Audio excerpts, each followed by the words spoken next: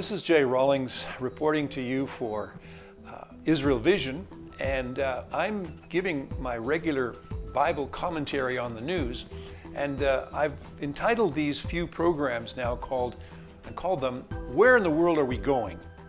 You know, people around the world are always very interested to know, what does the future hold? People go to fortune tellers, people read the horoscopes, and they're always, seeking after what's going to happen in the future.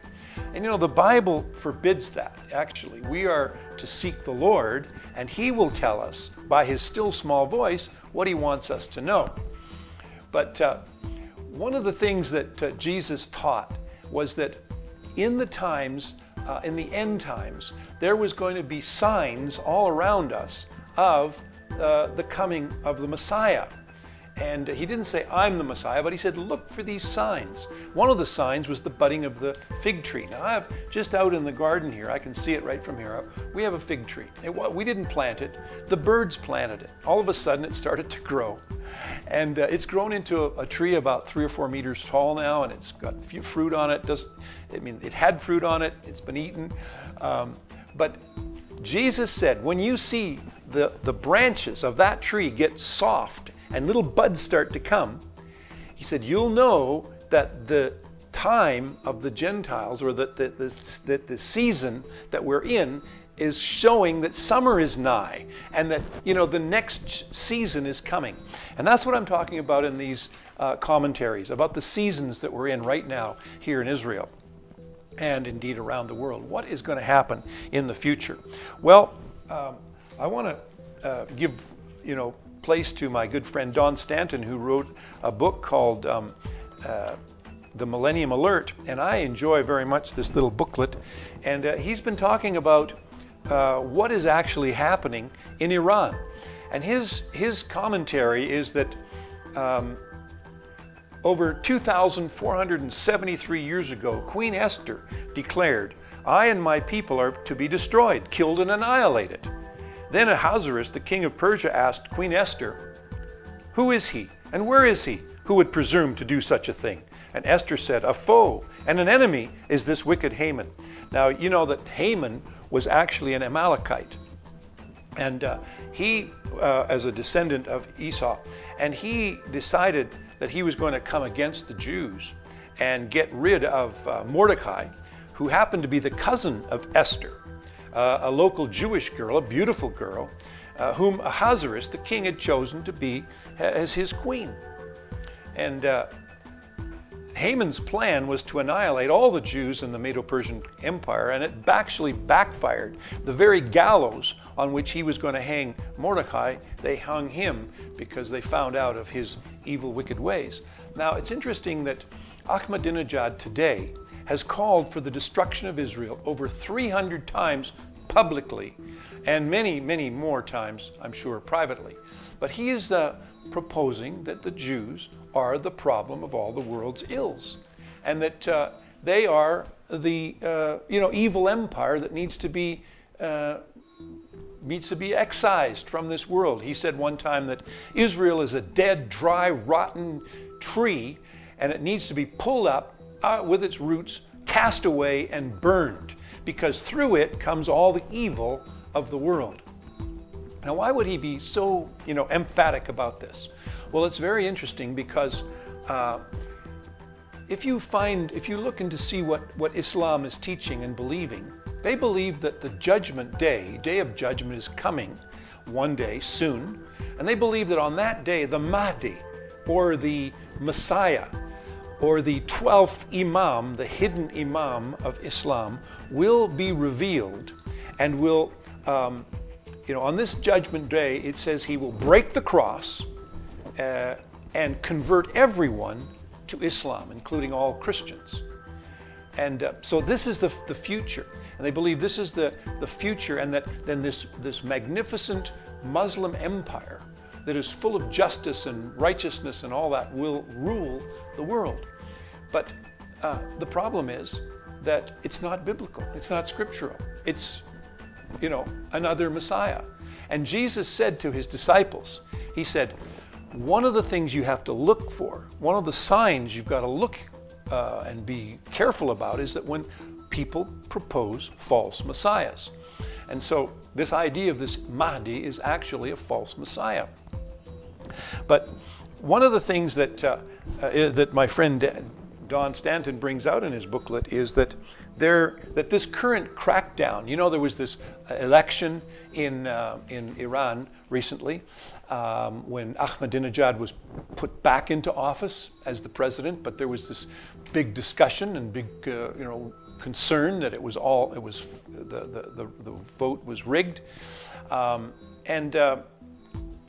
Iran has been, in the news, and they cracked down very strongly. More than 3,000 reformers were arrested. At least 600 more were wounded. And unofficial reports put the number of deaths at around 150. The protests were the biggest in Iran since the 1979 Islamic Revolution. And then a subsequent public battle, came into the fore when Iran's clerical establishment, that's the religious establishment, posed an unprecedented challenge to the authority of this Ayatollah Khamenei, who came into power in 1989. And so these clerics have just thrown out any idea that there was any wrongdoing in this election.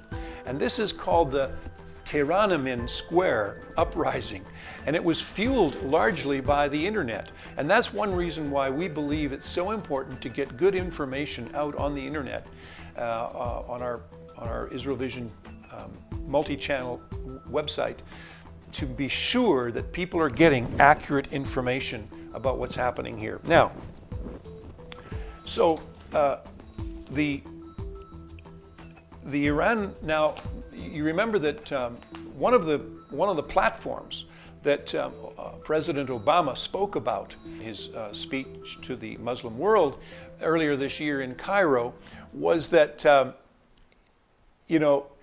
he wants to have negotiations with the Iranian people. He said, any country, if they'll unclench their fist, we will reach out with a hand to speak to them and to have a dialogue. And the interesting thing is that this is what the this is what they said in Iran. But here's what the response was from Ayatollah Khamenei. He warned that the Islamic Republic would show an iron fist toward countries it regarded as enemies. Now, why do they regard the United States and Israel as their primary enemies? One of the reasons is because they see that the decadence of the West and the decadence of, the Zionist entity is a power that is trying to impose itself on the rest of the world. Just as Islam is trying to impose its belief system on the world, they see that the United States and Israel are their major stumbling block in getting their Islamic, realm into existence in the whole world. And so that's why they call America the Great Satan and Israel the Little Satan.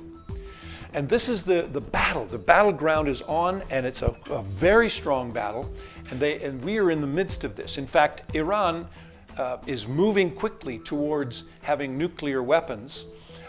Very soon, they say within a few months, they will have what they need for a nuclear weapon. What does that mean? It means that in an instant, they could send over here with their rockets, their solid fuel rockets. They could send a barrage of missiles loaded with nuclear weapons and effectively cause the destruction of Israel, 6 million Jews, in a matter of moments that it took Hitler 6 years to do. Also, their plan is to have an electromagnetic pulse attack against the United States. It would actually be very simple to do this, but it could, in a moment, a bomb detonated some hundreds of thousands of feet in the air, could effectively, shut down all the electric systems in the United States in a moment. And can you imagine the devastation that would happen? When cars wouldn't start, you couldn't get food, everything would rot in your refrigerators, there would be no pumps to pump gasoline, everything would shut down, and the whole country would be immobilized. This is the future. We are dealing with a system that wants to take this big Satan and little Satan and immobilize it.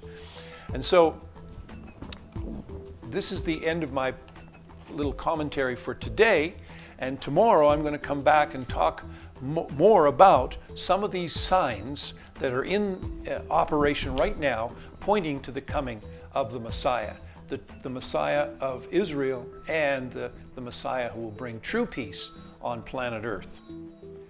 This is J. Rawlings reporting to you from Jerusalem. Shalom until next time.